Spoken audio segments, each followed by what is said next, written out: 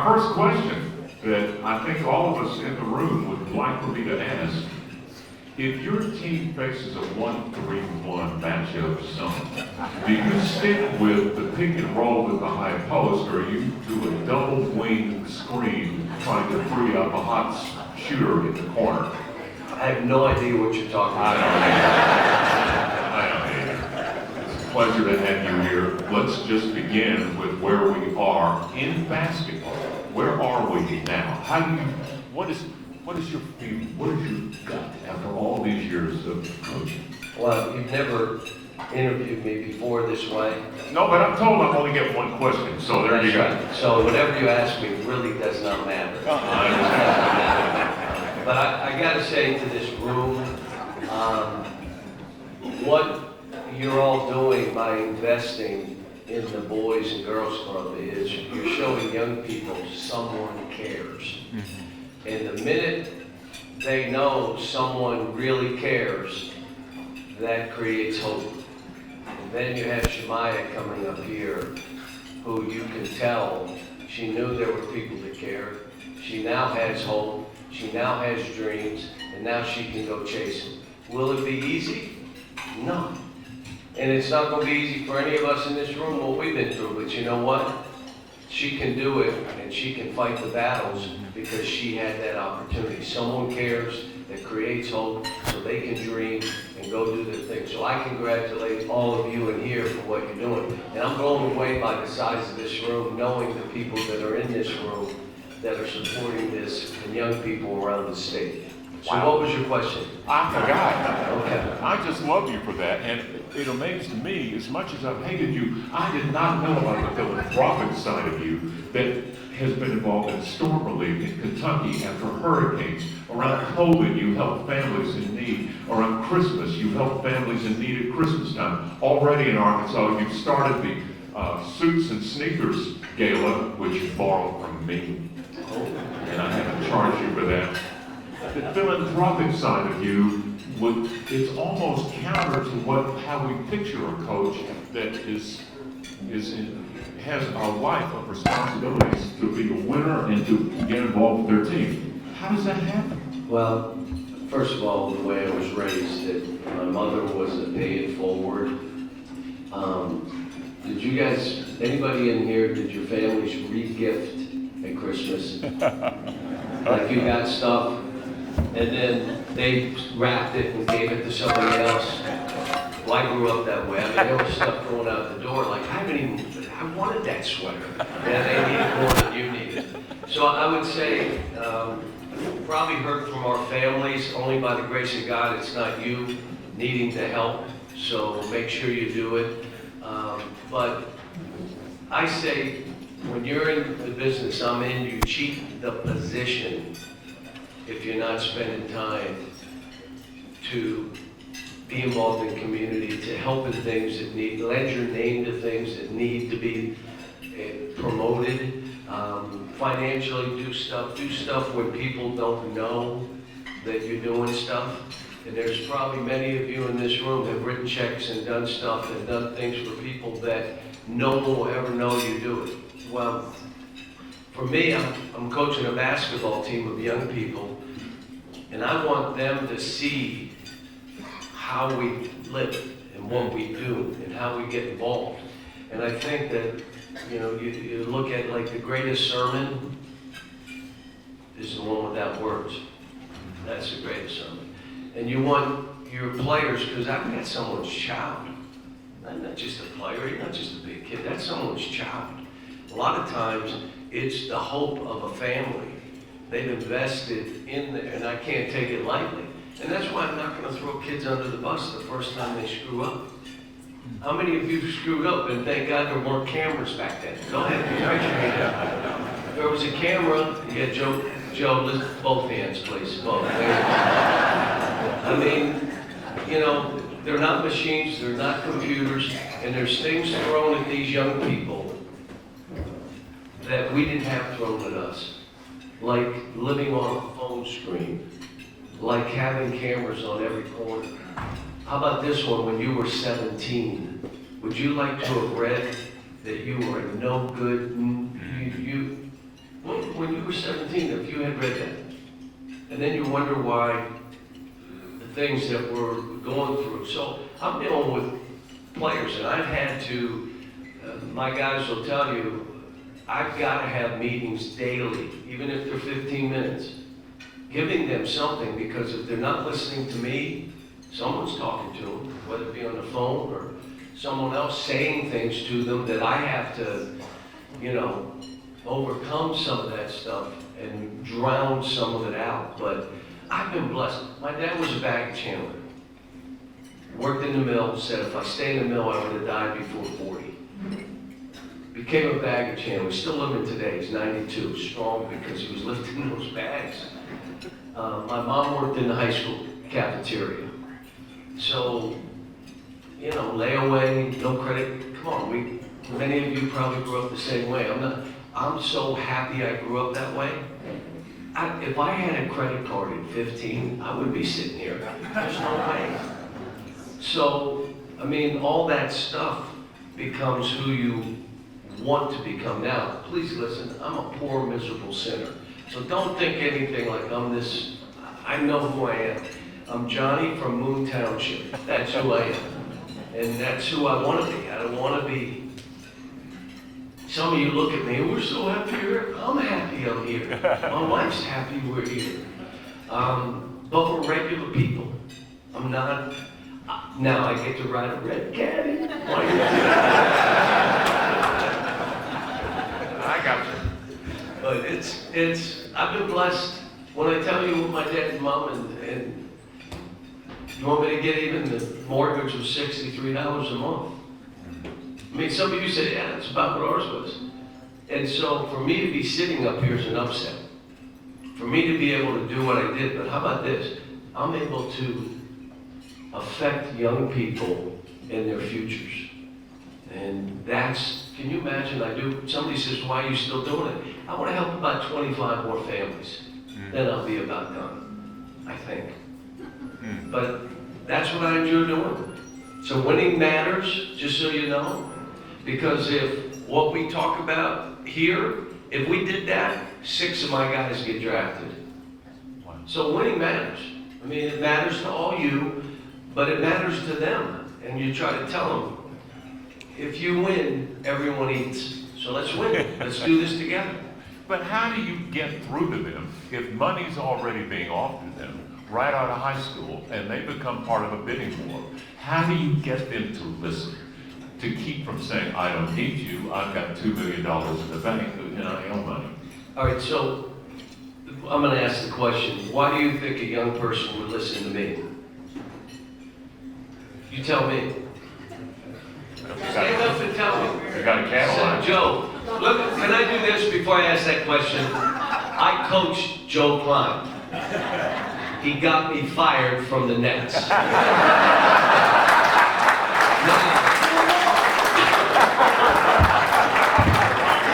And he wants everybody to know he got me fired, so now I'm the coach. He's the reason I'm here. Barbecues on Joe. Just one story. I got a bunch of them.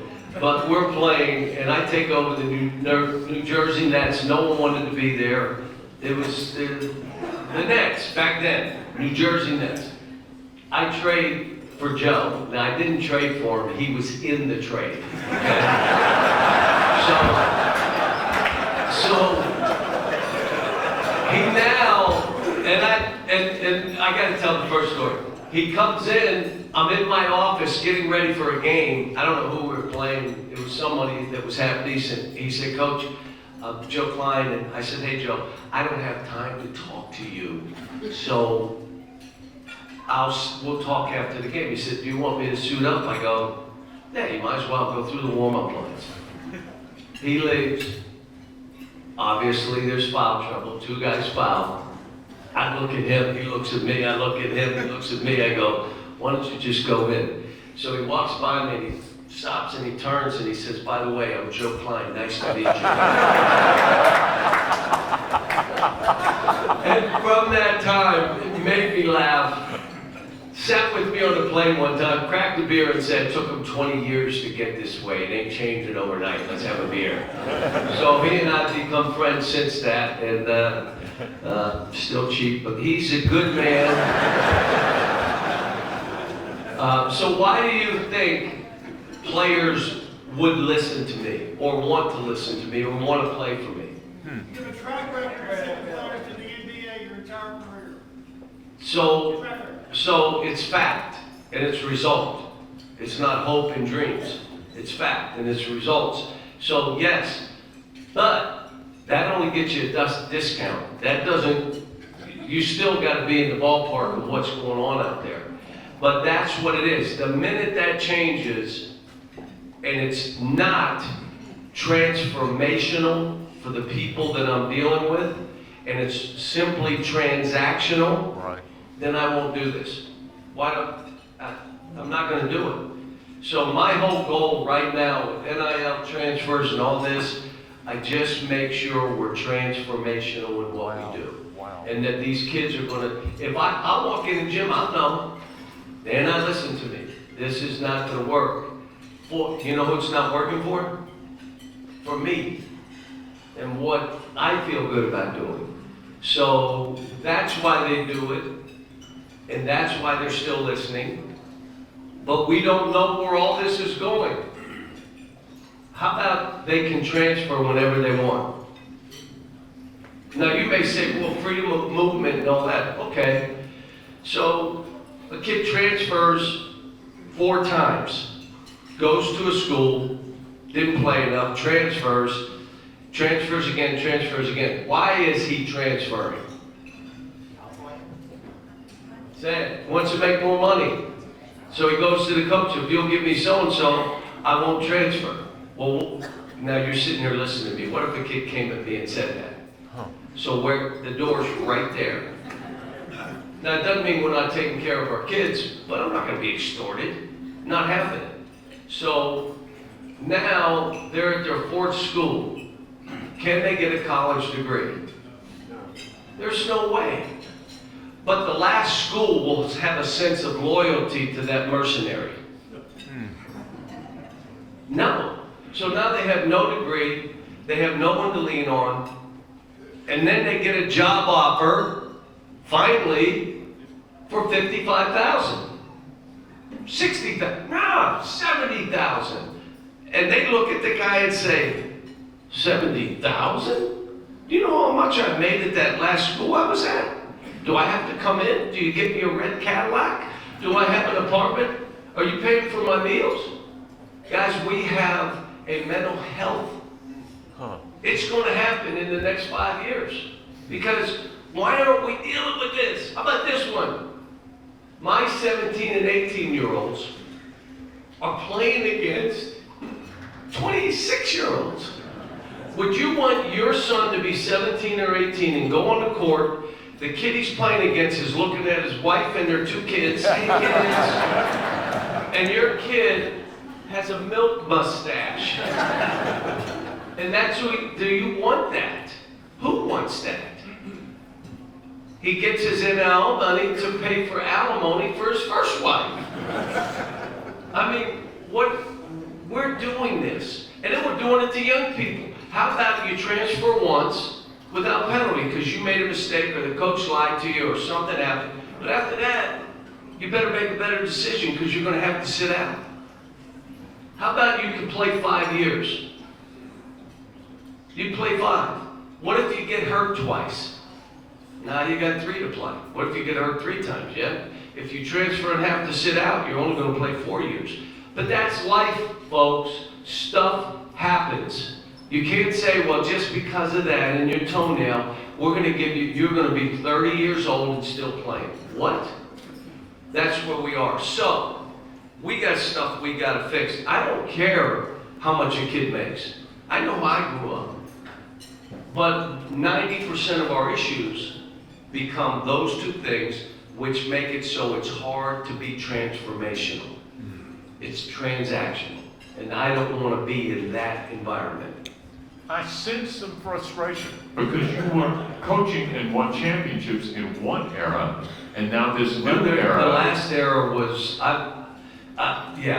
we went from 4-year players How many of you were mad at me with the one and done stuff? Raise your hand. I can't believe he did that. Ran a player. Now I'm going to ask you this.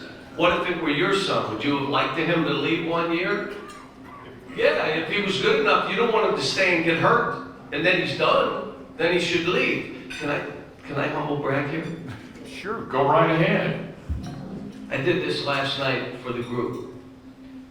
The current players in the NBA that played for me make over $4 billion. There's 30 of them. The max contracts, 30% played for me and us. We have 3 guys that have made over $500 million individually. 3. Like, wait a minute. Yes, I don't mind them leaving. And if you looked at the award that they get in the NBA, which is called the Community Assist Award, Google it, Community Assist Award, you'll see the winners, and half of them have been my guys because it was more than just money. It was more about being involved. But you know what's funny?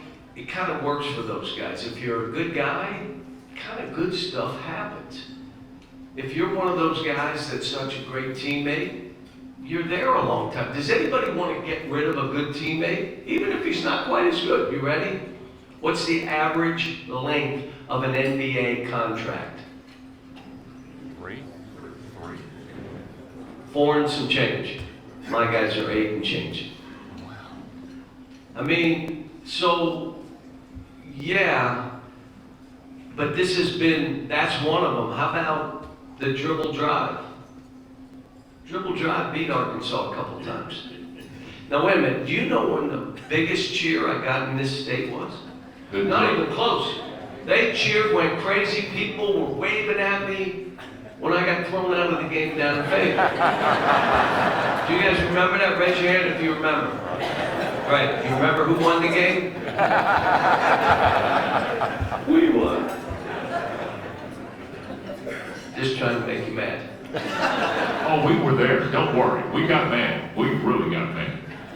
What's been the biggest surprise since moving to Arkansas? 2 things. When we used to fly in here to play, it'd be dark. We'd drive that crazy drive, go up to the center of campus, stay in the Graduate, wake up the next morning for a shoot around, and go down the back way. Never through campus, the back way, okay? Go back the back way, then it's dark, and you drive, and when the game's over, it's dark, and you go back. I never saw the campus. I took the job without seeing the campus. Beautiful campus. Beautiful campus. The second thing, you don't realize, and again, Little Rock's a great town, but in that little corner of northwest Arkansas, it's kind of unique. And I'll tell you, last week we had a player stay in Rogers and his family. Like Rogers, if there were a university in Rogers, we'd be in trouble in Fayetteville. And so it's surprising. My wife is 2.5 hours from where she grew up. You ever hear of Osceola, Missouri? Go right up 49 till it kind of ends, you go right, and you're right there. So, you know, the support, the facilities, all the stuff you need for me to do what I do, I can do here. And now, trying to get ahead, like I'm one of those, what's next and how can we be first? Positionless basketball, dribble drive basketball, changing, not risking, doing stuff, not afraid. Now, in this era, I'm trying to get coaches together so we can get the transfer rule right, get the eligibility right, leave the other stuff up to the people that are smarter than us, I think, to do the rest of it. And let's get this back in order. NIL, you know, we're just trying to figure out how we do this, how we take care of our kids. Yet, we have something different. If you didn't have what I had, you just try to say, I'm going to give you this. And if that weren't enough, what do? Well, maybe I'll just give you this. And then if I gotta beat the other, how about if I do that? That's something that we won't get into. I'm just not going to. And here's my latest recruiting thing that I throw out to the kids. If you're not a pro, if you don't think you're gonna be a pro, take the money. Take as much, whoever gives you the most money, you're not gonna be a pro, take the most money. Then I tell you to transfer every year and get more money each year. Make sure you put it in the bank, because you ain't making any money. You don't think you're gonna be a pro. So why would you go to a school just to be a pro? Now, if you think you're gonna be a pro, I'd go with the known and leave the unknown alone. Has that coach prepared young people? If he has, he should be considered. You want to have a long NBA career. Has that coach ever had a player that had a long NBA career? If he hasn't, you're telling yourself, I'm not going to be a pro, I'm taking the money, and I don't know if it's going to work, we're going to find out. But I think I'm also being fair, wouldn't you say? Yeah. Coach, I gotta know, for the start of last year, the last season, was rough. It got rough right at the beginning. You're talking league play? Well, I'm talking, yeah, league play. It was tough. And yet, I'll give you this compliment. When I would see your press conferences, I would be reassured. There was a sense that you were confident that we were going to achieve at the end of the year. What did that? That was a sense. Because I went back home and jumped under the covers for my wife and leave me alone.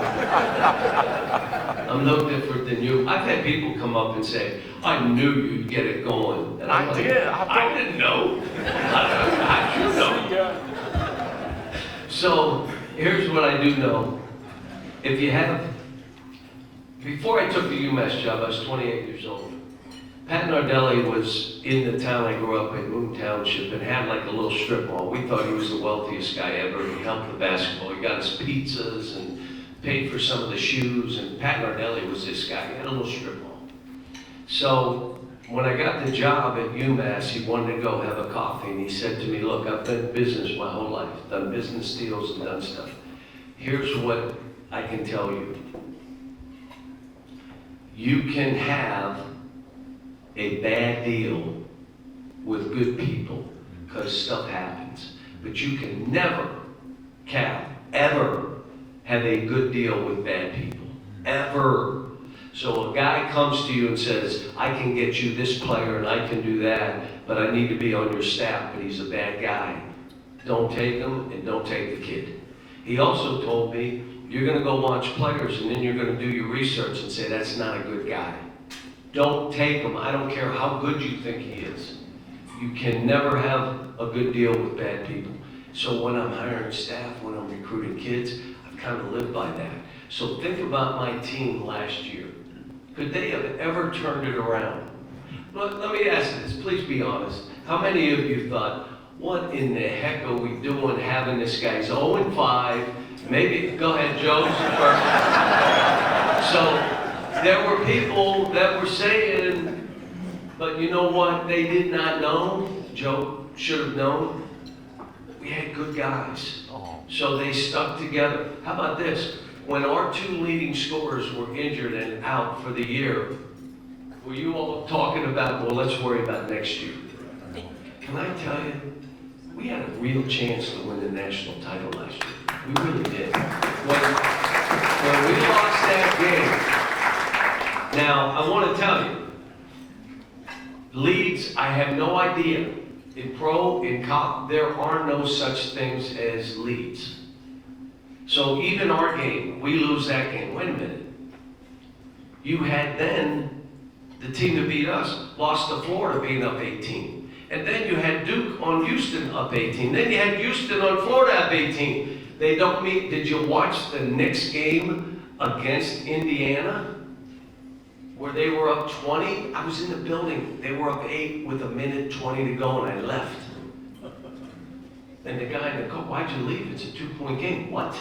And all of a sudden they lost in overtime. The kid missed it. They thought it was a 3. I think I'm talking to Riley. He was talking me through. Tell me what's going on. Leads don't matter anymore. But the team, the way we played without our two leading scorers, we were better than we were 4 weeks before, it means you have good guys.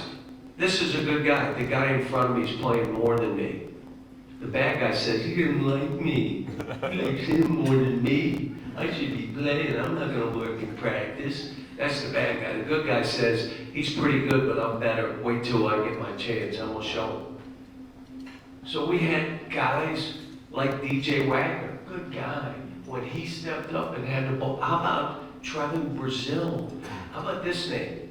Billy Richmond. Guys that weren't playing, yet they were good guys. And I can tell you, this team we hopefully stay healthy. Bunch of good guys. And I'm enjoying every day I walk into practice. We practiced yesterday. The reason I had to fly up here, I am drinking out of a fire hose right now. I am recruiting. I'm in 3 cities in a day. Even up here, we did last night doing this. I'm stopping at a club and I got a meeting tonight. So we're trying to do this yet, coach the team I'm coaching. Good guys. That won't change for me. Did you watch my team last year and say, man, they really play hard? Even when they're down, they're 0-3 and they're still competing. Good guys. Bad guys start to blame. I'm not taking responsibility. You don't need to tell me, it's him, it's not me. We don't have that, and our whole thing is the staff. Are they our kind of guys? Are they good kids? Are they kids that care about other people? If in my sport that I coach, and I say my sport, if you don't have a caring heart, you never experience what you should from this sport. You don't. It's about everybody caring about one another. When someone else does good, you're happy. And you win, you're ecstatic, even if you didn't play enough. And that's when you experience what basketball is, where you care. So you got to recruit those kind of guys.